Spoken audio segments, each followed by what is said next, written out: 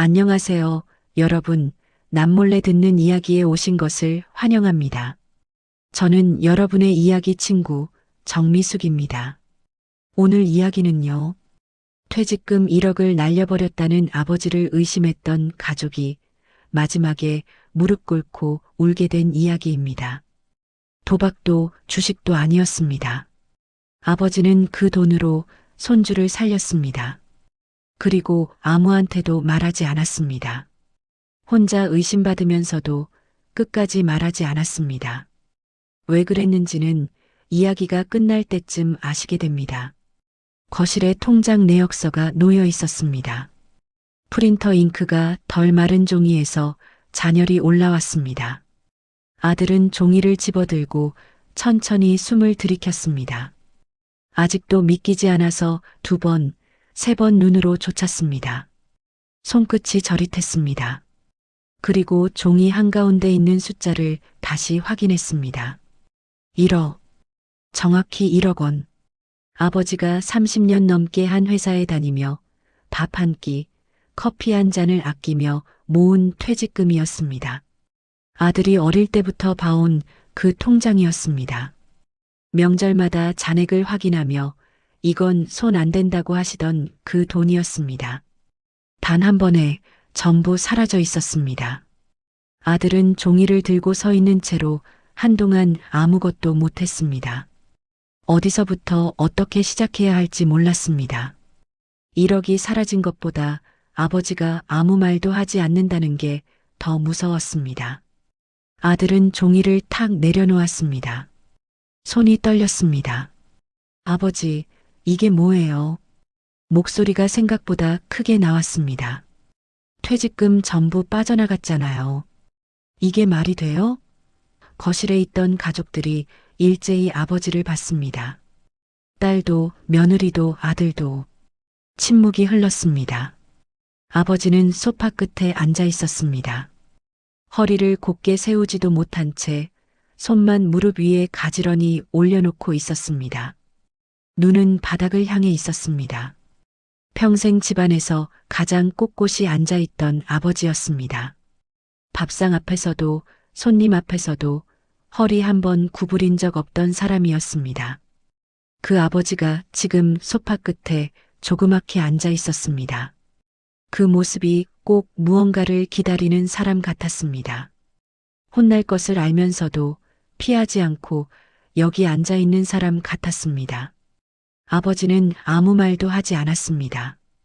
딸이 떨리는 목소리로 먼저 말했습니다.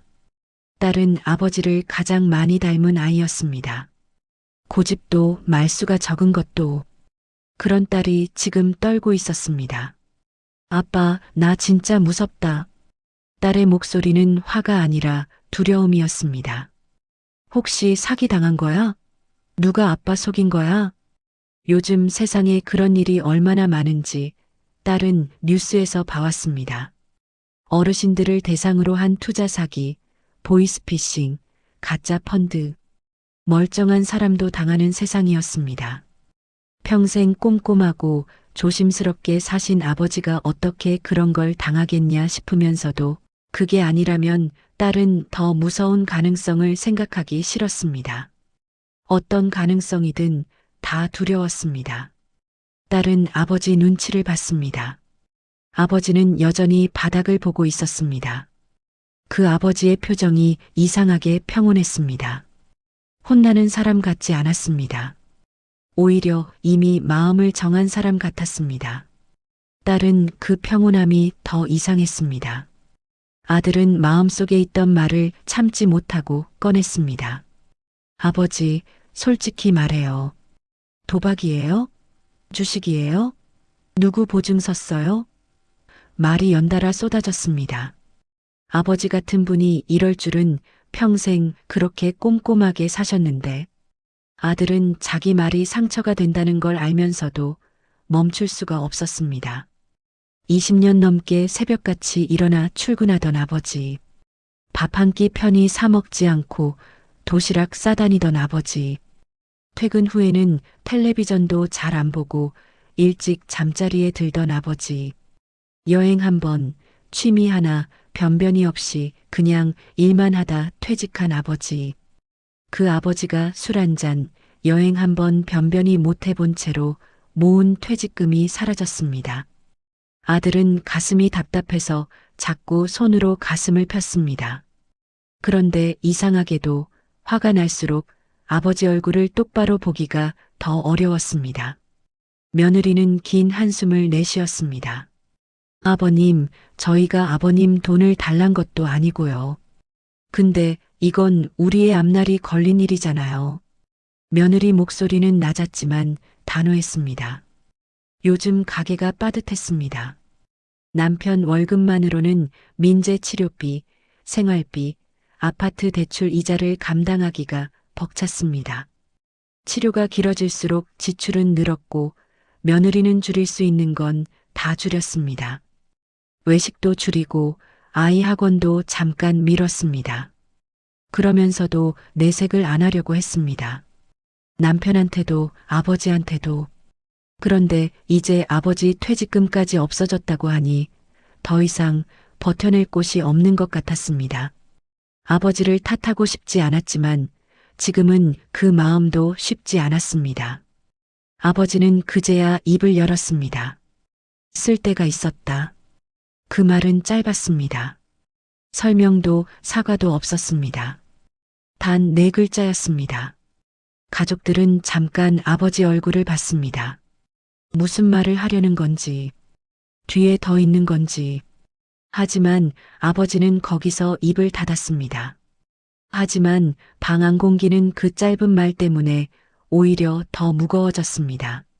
설명이 없다는 건 숨기는 게 있다는 뜻처럼 느껴졌으니까요. 아들은 더 크게 소리쳤습니다. 쓸 데가 어딨어요. 퇴직금 1억이 장난이에요? 아버지 노후는요? 우리 가족은요? 말이 점점 빨라졌습니다. 머릿속에서 여러 생각이 뒤엉켰습니다. 아버지가 도박에 손을 댔을 수도 있고 좋지 않은 사람한테 속았을 수도 있고 아니면 어딘가 아픈 것을 가족에게 숨긴 건 아닐까 하는 걱정도 들었습니다. 어느 쪽이든 다 무서웠습니다. 아버지는 눈을 들지 않았습니다. 그리고 아주 조용하게 말했습니다. 내 노후는 됐다. 그 말도 짧았습니다. 하지만 그 짧음 속에 아들이 아직 이해하지 못한 무언가가 들어 있었습니다. 지금 이 순간은 몰랐지만 나중에 아들은 그 말을 오래 생각했습니다. 됐다는 말이 포기가 아니었다는 것, 다른 걸 선택했다는 뜻이었다는 것. 하지만 그때는 그냥 화가 났습니다. 아들은 더 화가 났습니다. 아버지, 그게 무슨 말이에요? 됐다는 게 말이 돼요? 아버지 지금 우리한테 숨기는 게 있죠. 이미 가족 사이는 서로를 의심하는 눈빛으로 가득 찼습니다. 오래 쌓아온 신뢰가 이 짧은 시간에 흔들리고 있었습니다. 그때 작은 발소리가 들렸습니다. 손주 민재가 방문 틈에서 조심스럽게 얼굴을 내밀었습니다. 잠옷 바람이었습니다. 머리가 제멋대로 헝클어져 있었습니다. 아빠, 민재는 작은 목소리로 물었습니다. 할아버지 혼나? 5살짜리 아이가 보기에도 어른들 분위기가 이상했던 모양이었습니다. 민재는 아버지를 닮았습니다. 눈이 크고 이마가 넓어서 아들은 민재를 볼 때마다 어린 시절 아버지 사진이 떠올랐습니다. 아들은 민재를 보자 목이 막혔습니다. 민재는 최근 병원을 자주 갔습니다. 얼굴이 전보다 조금 창백해진 것도, 밥을 예전만큼 잘 먹지 못하는 것도, 예전처럼 뛰어다니지 않는 것도 아들은 다 알고 있었습니다. 놀이터에서 같이 놀다가 민재가 먼저 힘들어 아빠라고 했을 때 아들은 속으로 무너졌습니다. 5살짜리가 힘들다고 말하면 안 되는데 그 말이 며칠 동안 귓가에 맴돌았습니다. 밤마다 걱정이 되어 잠에서 깼습니다. 그래서 더 화가 났습니다. 아버지한테가 아니라 이 상황 전체가. 며느리가 민재를 안아 방으로 데려갔습니다. 문이 닫히자 거실의 공기가 다시 싸늘해졌습니다. 딸이 낮게 말했습니다. 아빠, 민재 치료비는 우리 지금도 부족해. 딸 목소리에 눈물이 섞였습니다. 아들은 고개를 끄덕였습니다. 그렇지. 민재 병원비만 해도 매달 아버지, 그 돈이 지금 그 말이 채 끝나기도 전이었습니다. 아버지는 그 말에 아주 잠깐 눈을 깜빡였습니다. 뭔가를 삼키는 것 같은 표정이었습니다. 입술이 살짝 움직였다가 멈췄습니다. 그리고 다시 바닥을 보며 아주 조용히 말했습니다. 그의 얘기는 하지 마라. 아들은 미간을 찌푸렸습니다. 왜요? 그 애 때문에 더 심각한 거잖아요. 아버지, 우리 민재 아버지는 단호하게 끊었습니다. 하지 마. 그 두 글자는 명령이라기보다 간청에 가까웠습니다. 더 이상 그 말을 듣고 싶지 않다는 아버지 나름의 간청이었습니다. 하지만 아들은 그걸 몰랐습니다. 그날 밤 아들은 잠을 못 잤습니다. 이불을 걷어차고 천장만 봤습니다. 옆에서 며느리도 잠을 못 이루는 게 느껴졌습니다. 아무도 말을 꺼내지 않았지만 둘 다 같은 생각을 하고 있었습니다. 자정이 넘어서 며느리가 조용히 말했습니다. 당신 아버님한테 너무 심하게 한 거 아니야? 아들은 아무 말 안 했습니다. 사실 그 생각이 밤새 머릿속에 있었습니다. 도박이에요, 주식이에요. 그 말들이 귀 안에서 자꾸 울렸습니다. 아버지가 처음으로 밉다는 생각이 들었습니다. 성실하다고만 믿었던 사람이 가족에게 가장 큰 구멍을 낸 것 같았습니다. 그 생각이 드는 것 자체가 또 죄책감이 됐습니다. 아들은 한동안 아무것도 느끼지 못하는 것 같았습니다.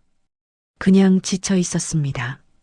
새벽 3시쯤 아들은 일어나 물을 마셨습니다. 부엌불을 켜지 않고 어둠 속에서 냉장고 문을 열었습니다. 냉장고 불빛이 얼굴을 비쳤습니다. 민재 약이 냉장고 문칸에 가지런히 놓여 있었습니다. 아들은 한동안 그것을 보고 있었습니다. 며칠 뒤 민재가 또 병원에 가는 날이었습니다. 민재는 병원을 무서워하지 않았습니다. 오히려 병원 앞 자판기에서 주스를 뽑아 먹는 걸 좋아해서 병원 가는 날이면 아침부터 기분이 좋았습니다. 그 모습이 아들은 가끔 안쓰러웠습니다. 아픈 줄도 모르는 것 같아서 의사는 진료를 마치고 종이를 내밀었습니다. 치료는 가능합니다. 다만 비급여 항목이 많습니다. 비용이 며느리는 손끝이 떨렸습니다. 아들은 순간 숨이 멎는 것 같았습니다. 또 얼마가 필요한 건지, 이번엔 어떻게 해야 하는 건지, 머릿속이 복잡해질 때였습니다. 그때 간호사가 조심스럽게 다가와 말했습니다. 아, 그리고요. 후원 연계가 승인되어서 일부 비용은 해결됐습니다. 아들은 고개를 들었습니다. 후원이요? 어느 단체요? 간호사는 미소를 지었습니다. 정확한 이름은 안내문에 있어요. 요즘은 이런 지원이 꽤 있어요. 며느리는 그 자리에서 눈물이 났습니다. 정말 다행이에요. 정말 아들은 아내 어깨를 감싸 안았습니다. 그 순간만큼은 이 세상이 생각보다 나쁜 곳이 아니라는 생각이 들었습니다. 어딘가에 이런 도움을 주는 단체가 있다는 게, 아이를 위해 마음을 쓰는 누군가가 있다는 게 고마웠습니다. 집에 돌아오는 차 안에서 딸이 말했습니다.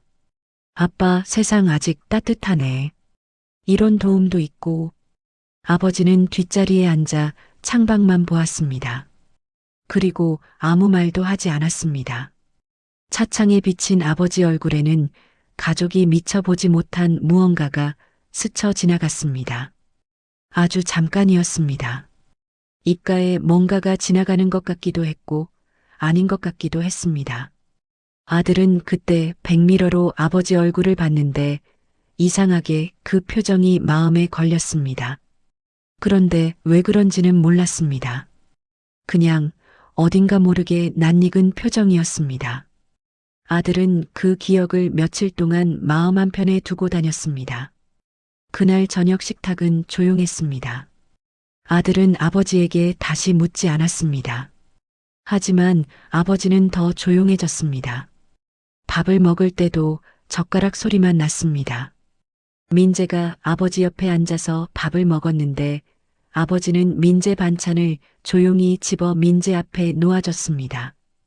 계란말이, 시금치 무침, 민재가 좋아하는 것들이었습니다. 민재는 고마워, 할아버지라고 했습니다. 아버지는 그냥 끄덕였습니다. 그 모습을 옆에서 본 아들은 가슴이 묘하게 아팠습니다. 아버지는 손주가 좋아하는 반찬을 알고 있었습니다. 손주가 언제 병원을 가는지도 알고 있었습니다. 아마 치료 날짜도 어느 병원인지도 알고 있었을 겁니다. 가족들이 아버지한테 말한 것 같기도 하고 아버지 혼자 알아낸 것 같기도 했습니다. 그 많은 것을 알면서도 쓸데 있었다는 말 하나만 했던 겁니다. 그 이상은 하지 않았습니다. 자식들이 짐을 느낄까봐 누구도 먼저 말을 꺼내지 않았습니다. 그냥 밥을 먹고 자리를 정리하고 각자 방으로 들어갔습니다. 며칠 뒤 병원에서 추가 서류가 필요하다고 연락이 왔습니다. 아들이 민재를 데리고 다시 병원에 갔습니다. 접수 창구에서 직원이 서류를 처리하다 말고 말했습니다. 아, 그리고요. 후원자분께 감사 인사라도. 아들의 눈이 커졌습니다. 후원자요? 아니, 저희는 단체 지원이라고. 직원은 잠깐 멈칫했습니다. 아, 무언가 실수를 한 것 같은 표정이었습니다. 보통은 단체로 안내되는데요. 실제 입금은 개인 후원으로 처리된 경우가 있어서요. 직원은 말하면서도 머뭇거렸습니다. 아들은 목이 타는 느낌이 들었습니다. 그게 누군데요? 직원은 고개를 저었습니다. 개인정보라 말씀드릴 수는 없어요. 다만 직원이 조심스럽게 덧붙였습니다. 입금자 성함이 성이 같으셔서요. 아들은 귀에서 웅 하는 소리가 났습니다. 성? 같다. 아버지 성? 아들과 같은 성? 민재와 같은 성? 아들은 순간 집에 있는 아버지 얼굴이 떠올랐습니다. 통장 내역서의 숫자가 눈앞에 겹쳐졌습니다. 1억. 사라진 날짜. 그리고 가슴속에서 무언가가 쿵 하고 내려앉았습니다. 민재 손을 잡고 있던 손에 힘이 들어갔습니다. 민재가 아빠 왜 그래? 라고 물었지만 아들은 대답할 수가 없었습니다. 그냥 아니야, 아무것도 아니야 라고만 했습니다. 민재는 잠깐 아빠 얼굴을 봤다가 주스를 홀짝이며 딴 데를 봤습니다. 집에 돌아오자마자 아들은 통장 내역을 다시 펼쳤습니다. 손이 떨렸습니다. 출금 날짜를 확인했습니다. 그리고 병원에서 안내받은 입금 날짜를 확인했습니다. 같았습니다. 하루도 1시간도 거의 맞아떨어졌습니다. 금액도 확인했습니다. 병원에서 안내해준 지원 금액, 통장에서 빠져나간 금액, 얼추 비슷했습니다. 아들은 손에서 종이가 떨어지는 것도 몰랐습니다. 종이가 바닥에 떨어지는 소리를 멀리서 듣는 것 같았습니다. 설마 그 설마가 입 밖으로 나오기도 전에 아들은 이미 알고 있었습니다. 알면서도 인정하기가 무서웠습니다. 인정하는 순간 자신이 아버지에게 했던 말들이 전부 되살아날 것 같아서요. 도박이에요? 주식이에요? 보증 섰어요? 그 말들이 귀 안에서 다시 울렸습니다. 아버지는 그 말을 다 들으면서도 아무 말도 하지 않았습니다. 설명할 수 있었는데, 한마디면 됐는데, 그런데 하지 않았습니다. 아버지는 왜 그랬을까요? 아들은 그 이유가 무서웠습니다. 그날 밤 아들은 아버지 방 앞에 오래 서 있었습니다. 복도가 조용했습니다. 문 너머에서 종이 넘기는 소리가 들렸습니다. 아버지는 주무시지 않고 계셨습니다. 아들은 문을 두드리려고 손을 들었다가 내렸다가 몇 번을 반복했습니다. 뭐라고 말을 꺼내야 할지 몰랐습니다. 미안하다고 해야 하는지, 감사하다고 해야 하는지, 왜 그랬냐고 물어야 하는지, 아무것도 먼저 나오지 않았습니다. 숨을 한번 크게 들이쉬었습니다. 그냥 들어가야겠다고 생각했습니다. 말은 들어가서 생각하기로. 그리고 결국 문을 두드렸습니다. 아버지. 잠깐 침묵이 흘렀습니다. 아버지의 목소리가 들렸습니다. 들어와. 마치 기다리고 있었다는 듯 망설임 없는 목소리였습니다. 방 안은 조용했습니다. 아버지는 작은 스탠드 불빛 아래에서 오래된 수첩을 넘기고 있었습니다. 아들은 그 수첩을 알아봤습니다. 퇴직 전부터 쓰던 가계부였습니다. 매달 지출을 손으로 적어 내려가던 그 낡은 가계부. 아들이 어릴 때 아버지가 밥상 앞에 앉아 그 수첩에 뭔가를 적던 모습이 기억났습니다. 아들이 아버지, 뭐 써요? 하고 물으면 아버지는 살림 적는 거야 하고 짧게 대답하곤 했습니다. 그게 무슨 말인지 어릴 때는 몰랐는데 지금은 알았습니다. 한 달 벌어서 어디에 얼마를 쓰고 얼마를 남겼는지 그걸 한 줄씩 손으로 적어가던 사람이었습니다. 그 수첩이 지금 아버지 무릎 위에 있었습니다. 아들은 숨을 삼켰습니다. 아버지.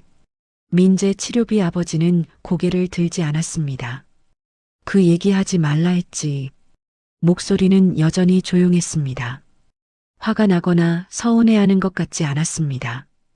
그냥 그 얘기는 꺼내지 말자는 것이었습니다. 아들은 한 걸음 다가갔습니다. 방 안이 좁게 느껴졌습니다. 아버지, 저 목이 막혀서 말이 잘 나오지 않았습니다. 제가 아버지가 조용히 말했습니다. 의심했지. 그 말은 책망 같지 않았습니다. 그냥 사실처럼 들렸습니다. 담담하게 있었던 일을 말하는 것처럼. 그래서 더 아팠습니다. 욕을 듣거나 화를 들으면 차라리 나았을 것 같았습니다. 아버지, 왜 진작 말 안 했어요? 하고 맞받아칠 수라도 있었을 텐데. 이렇게 그냥 사실처럼 말씀하시는 게 훨씬 무거웠습니다. 아버지는 섭섭하다고도 서운하다고도 하지 않았습니다. 의심할 수 있었다고 내가 설명 안 했으니까. 그 말 앞에서 아들은 할 말이 없었습니다. 아들은 눈이 뜨거워졌습니다. 죄송해요. 아버지, 전전 도박인 줄 알았어요. 주식인 줄 알았어요. 전말을 이을 수가 없었습니다. 아버지는 천천히 수첩을 덮었습니다. 덮는 손이 느렸습니다. 오래된 가계부를 덮듯 조심스럽게. 그럴 수 있다. 내가 설명 안 했으니까. 그 말이 또 아들을 무너뜨렸습니다. 화를 내도 되는데, 서운하다고 해도 되는데, 아버지는 그냥 아들이 틀리지 않았다고 했습니다. 자기가 설명을 안 한 탓이라고 했습니다. 아들은 참았던 말을 터뜨렸습니다. 근데 왜요? 왜 말 안 했어요? 우리가 가족인데 아버지는 한참을 말이 없었습니다. 방 안의 스탠드 불빛만 조용히 흔들렸습니다. 밖에서는 민재 잠꼬대 소리가 가늘게 들렸습니다. 아빠. 잘 들리지도 않는 소리였습니다. 아버지는 그 소리가 들리는 쪽을 잠깐 바라봤습니다. 그리고 다시 아들을 봤습니다. 그리고 아주 낮은 목소리로 말했습니다. 괜히 알면 너희가 빚진 것처럼 살까봐. 아들은 그 말을 듣는 순간 숨을 놓쳤습니다. 빚진 것처럼 살까봐. 고맙다는 말을 밥 먹듯 해야 하는 것처럼 살까봐. 밥을 먹을 때도 명절에도 아버지 앞에만 서면 짓눌리게 될까봐. 아버지는 그게 싫었던 겁니다. 그 짐을 자식에게 주고 싶지 않았던 겁니다. 아들은 입술을 떨며 말했습니다. 아버지, 그게 짐이 아니잖아요. 알았어야 했어요, 저희가. 아버지는 고개를 저었습니다. 알면 달라지는 게 없어. 그냥 마음만 무거워지는 거지. 그 말이 또 아들 가슴에 얹혔습니다. 아버지는 이미 다 알고 있었습니다. 알고 선택한 겁니다. 혼자 감당하는 쪽을. 아들은 입술을 깨물었습니다. 아버지 노후는요? 아버지, 이제 아버지는 고개를 저었습니다. 그리고 잠시 침묵이 흘렀습니다. 밖에서 민재가 뒤척이는 소리가 들렸다가 잠잠해졌습니다. 아버지는 그 소리가 잠잠해지는 걸 기다렸다가 말했습니다. 천천히, 또렷하게. 내 노후는 민재가 크는 걸 보는 거면 됐다. 아들은 그 말을 듣고 잠시 멍했습니다. 민재가 크는 걸 보는 거면 됐다. 그 말이 얼마나 큰 말인지 아들은 그제야 알았습니다. 자기 노후를 준비하는 데 쓸 수 있는 돈을 손주가 낫기를 바라는 마음 하나로 다 써버린 사람. 그게 아버지였습니다. 아들은 결국 무릎이 꺾였습니다. 서 있을 수가 없었습니다. 바닥에 주저앉아 울었습니다. 어른이 되고 나서 이렇게 울어본 적이 없었습니다. 회사 다니면서도 민재가 아프다는 소리를 처음 들었을 때도 울지 않았는데 지금은 참을 수가 없었습니다. 아버지 미안해요. 정말 미안해요. 그 소리가 방 밖까지 새어나갔습니다. 그 소리에 며느리와 딸이 달려왔습니다. 아들이 바닥에 주저앉아 울고 있는 걸 보자 며느리는 순간 얼굴이 하얘졌습니다. 무슨 일이에요? 아들은 떨리는 손으로 통장 내역을 내밀었습니다. 민재 치료비. 아버지가 며느리는 종이를 받아들고 읽기 시작했습니다. 읽을수록 손이 떨렸습니다. 하나씩 읽어 내려가면서 무슨 뜻인지를 이해하는데 시간이 걸렸습니다. 그리고 알게 됐을 때 어느 순간 두 손으로 입을 막았습니다. 그리고 무너졌습니다. 아버님, 아버님, 왜 며느리는 말을 잇지 못했습니다. 아버지를 바라봤습니다. 평소엔 무서운 시아버지였습니다. 말이 없고 표정도 없고 뭘 생각하는지 모르겠다 싶었던 분이었습니다. 그런데 지금 이 종이 한 장이 그분이 얼마나 큰 사람인지를 보여주고 있었습니다. 아버지는 며느리를 보며 말했습니다. 울지 마라. 애 앞에서. 그 말에 며느리는 더 울었습니다. 참으려는데 참아지지 않았습니다. 딸이 아버지 앞에 앉았습니다. 아빠, 나도 정말 미안해. 딸은 눈물을 훔치며 아버지 손을 잡았습니다. 그 손이 생각보다 차가웠습니다. 언제부터 이렇게 차가워졌는지. 딸은 그 손을 두 손으로 감쌌습니다. 아버지 손마디가 울퉁불퉁한 게 느껴졌습니다. 퇴직 전에도 퇴직 후에도 쉬지 않은 사람의 손이었습니다. 딸은 그 손을 오래 잡고 있었습니다. 아까 그 손이 차갑다고 했지만 딸 손이 그 손을 감싸고 있으니 조금씩 따뜻해지는 것 같았습니다. 그때 방문이 열렸습니다. 민재가 잠옷 차림으로 서 있었습니다. 눈을 비비며 말했습니다. 아빠 또 울어? 어른들이 모두 울고 있는데 민재는 무서워하지 않았습니다. 그냥 궁금하다는 얼굴이었습니다. 아이 눈에는 그게 이상한 일이 아닌 모양이었습니다. 어른들이 우는 것도 그냥 있을 수 있는 일이라는 듯이 며느리가 민재에게 달려갔습니다. 아니야, 괜찮아. 민재는 엄마 품을 비집고 들어와 할아버지를 바라봤습니다. 그리고 조심스럽게 걸어가 아버지 앞에 섰습니다. 작은 발이 방바닥을 천천히 디뎠습니다. 할아버지, 민재가 또렷하게 말했습니다. 아까 아빠가 할아버지 고마워한다고 했어.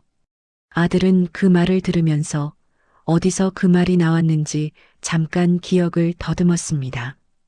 아마 오늘 집에 오는 차 안에서 혼잣말처럼 중얼거린 게 민재 귀에 들어간 모양이었습니다. 아이는 다 듣고 있었습니다. 보고 있었습니다. 어른들이 생각하는 것보다 훨씬 많이. 민재는 고개를 약간 갸웃하더니 다시 말했습니다. 할아버지, 고마워. 5살짜리 아이가 하는 말이었습니다. 이유도 잘 모르면서 그냥 아빠가 고맙다고 했으니까. 그래서 자기도 고마워. 그 단순함이 오히려 이 자리에서 가장 진짜 같았습니다. 아버지의 눈가가 처음으로 젖었습니다. 이 자리에서 아버지만 울지 않았는데 5살짜리 손주의 말 한마디에 아버지의 눈이 흔들렸습니다. 아버지는 민재 머리를 천천히 쓰다듬었습니다. 민재 머리는 부드러웠습니다. 갓 씻긴 아이처럼 따뜻한 냄새가 났습니다. 손이 조금 떨렸습니다. 아버지는 잠시 눈을 내리깔았다가 민재를 보며 말했습니다. 그래, 아프지 마라. 딱 2마디였습니다. 하지만 그 2마디 안에 아버지가 1억을 쓴 이유가 전부 들어 있었습니다. 자기 노후를 포기하면서까지 바라던 것이 딱 하나였습니다. 이 아이가 크는 것, 뛰어다니고 밥 잘 먹고 학교 가는 것, 그것뿐이었습니다. 아들은 아버지 앞에 다시 무릎을 꿇었습니다. 아버지, 저 앞으로는 절대 말이 이어지지 않았습니다. 무슨 말을 해야 할지 몰랐습니다. 죄송하다는 말도 모자랐고 감사하다는 말도 지금은 너무 가벼웠습니다. 아들은 그냥 그 자리에서 고개를 숙이고 있었습니다. 아버지는 잠시 그 모습을 보다가 아들 어깨를 한번 토닥였습니다. 아무 말 없이 그냥 한번. 그 손이 아까 딸이 잡았던 그 차가운 손이었는데 아들 어깨 위에 얹히니 따뜻하게 느껴졌습니다. 그리고 아버지는 마지막으로 말했습니다. 가족은 서로 믿는 연습을 하는 거다. 오늘부터 다시 해라. 책망이 아니었습니다. 명령도 아니었습니다. 그냥 아버지가 오래 살면서 알게 된 것을 자식에게 전하는 말이었습니다. 믿는 게 쉬운 일이 아니라는 것도, 그래도 해야 하는 일이라는 것도 아버지는 알고 있었습니다. 아들은 그 말을 들으며 다시 한번 눈물이 났습니다. 그날 밤 거실 불은 늦게까지 꺼지지 않았습니다. 누구도 크게 웃지는 않았습니다. 하지만 아까와는 달랐습니다. 아까는 같은 공간에 있으면서도 서로가 멀었는데 지금은 가까웠습니다. 딸은 아버지 옆에 붙어 앉아 어깨에 기댔습니다. 아버지는 밀어내지 않았습니다. 며느리는 민재를 무릎에 앉히고 아버지와 나란히 텔레비전을 봤습니다. 뭐가 나오는지 아무도 집중하지 않았습니다. 그냥 같이 있었습니다. 아들은 아버지 앞에 차 한 잔을 내밀었습니다. 아버지는 받았습니다. 두 손으로 찻잔을 감싸 쥐었습니다. 따뜻했습니다. 아버지는 찻잔을 한동안 그냥 들고 있었습니다. 민재가 아버지 옆에 와서 쪼그려 앉더니 말했습니다. 할아버지, 나 졸려. 아버지는 그래, 자라 하면서 민재 등을 가볍게 두드렸습니다. 민재는 그 자리에서 아버지 팔에 기댔습니다. 잠이 쏟아지는 모양이었습니다. 아버지는 민재가 기댄 팔을 빼지 않았습니다. 그냥 그대로 있었습니다. 누군가의 숨이 조금은 가벼워진 밤이었습니다. 아버지는 돈을 잃은 게 아니었습니다. 자식이 평생 짊어질 죄책감을 혼자 짊어지고 싶었던 사람이었습니다. 말하지 않은 건 숨긴 게 아니라 짐을 나눠주지 않으려는 마음이었습니다. 아버지의 침묵은 무관심이 아니었습니다. 그 침묵 속에 1억이 들어 있었습니다. 그리고 가족은 그날 아버지의 침묵이 사랑이었다는 걸 알게 되었습니다. 아버지는 화내지 않았습니다. 서운하다고도 하지 않았습니다. 그냥 자식들이 오해하도록 내버려뒀습니다. 짐을 나눠주지 않으려는 마음 하나 때문에. 그게 아버지의 방식이었습니다. 어쩌면 그 세대의 아버지들이 가진 방식이었는지도 모릅니다. 말하지 않고 그냥 하는 방식. 표현하지 않아도 결국 느끼게 하는 방식. 가족이란 그런 사람들이 모인 곳인지도 모릅니다. 말이 늦어도 결국은 알게 되는 곳. 가장 큰 사랑은 때로 가장 조용한 형태로 옵니다. 오늘 이야기는 여기까지입니다. 여러분 생각해보면 우리 주변에도 이런 사람이 있을지 모릅니다. 말하지 않는 사람, 설명하지 않는 사람, 혼자 감당하는 사람. 그 침묵이 때로는 차가움이 아니라 짐을 나눠주지 않으려는 따뜻함에서 오는 경우도 있습니다. 우리 곁에 말없이 뭔가를 감당하고 있는 사람이 있지는 않은지 오늘 한번 돌아봐 주세요. 어쩌면 그 사람은 지금도 혼자 뭔가를 짊어지고 식탁 앞에 앉아 젓가락 소리만 내고 있을지 모릅니다. 오늘 이야기가 마음에 남으셨다면 구독과 좋아요 부탁드립니다. 다음 이야기에서 또 만나요.